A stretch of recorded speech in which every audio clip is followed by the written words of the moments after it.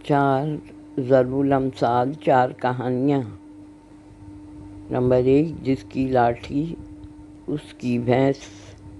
जब कोई ताकतवर ज़बरदस्ती किसी कमज़ोर का माल अपने कब्ज़े में कर ले तो कहते हैं जिसकी लाठी उसकी भैंस। एक शख्स बाज़ार से भैंस खरीद कर अपने घर जा रहा था। रास्ते में एक सुनसान जंगल पड़ता था।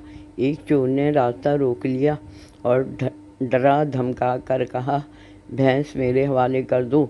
जब भैंस वाले ने आनाकानी की तो चोर ने लाठी तान कर कहा, अगर तुम भैंस नहीं दोगे तो इस लाठी से तुम्हारा सर चकनाचूर कर दूंगा। फिर तुमको भैंस के साथ साथ अपनी जान से भी हाथ धोना पड़ेगा। उस शख्स ने भैंस चोर के हवाले कर दी और आजिज़ी से बोला, अब ये आपकी भैंस है, रास्ता सुनसान है, अगर तुम मुझे अपनी ये लाठी दे दो तो मैं इसके सहारे घर तक पहुंच जाऊंगा।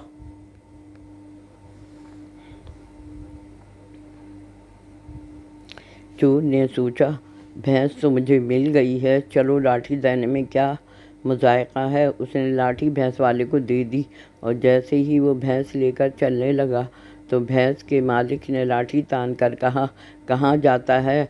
खैरियत इसी में है कि भैंस छोड़कर भाग जा, वरना तेरे सर के 2 टुकड़े कर दूंगा।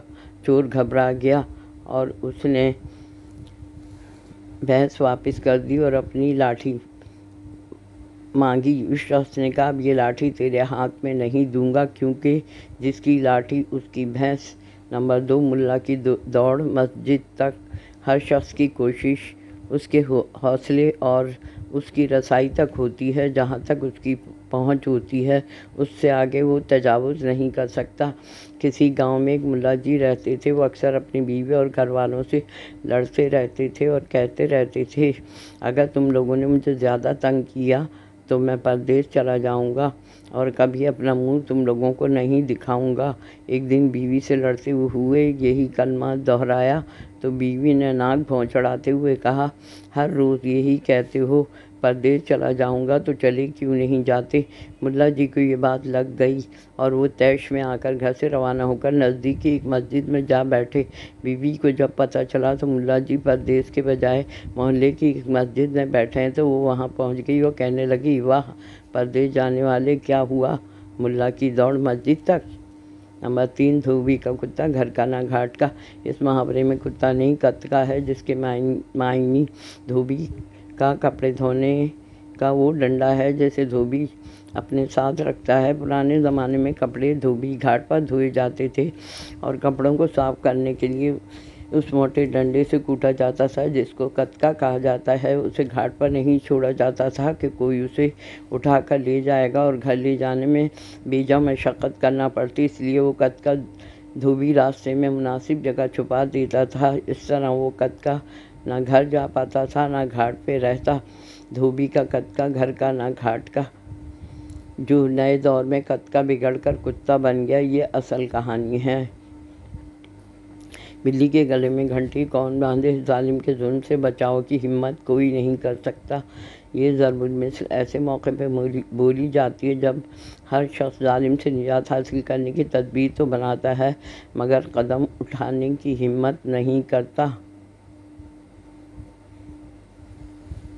किसी जगह बहुत से चूहे थे, वहाँ एक जालिम बिल्ली भी थी जो रोज़ाना कई चूहों को अपनी खुराक बना लिया करती थी। तमाम चूहों ने मिलकर आपस में मशवरा किया कि बिल्ली से जान बचाने की तदबीर की जाए, बिल्ली कहीं हमारी नस्ल ही ख़त्म ना कर दे।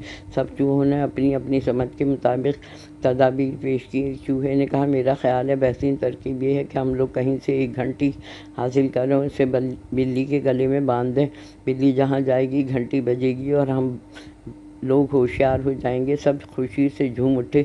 थोड़ी देर में बूढ़ा और तजुर्बाकार चूहा खड़ा हुआ और बोला, तजवीज़ तो अच्छी है मगर हम चूहों में से एक भी ऐसा है जो बिल्ली के गले में घंटी बांधे। बूढ़े चूहे की बात सुनकर सब खामोश हो गए और अब कोई कुछ नहीं बोल रहा था।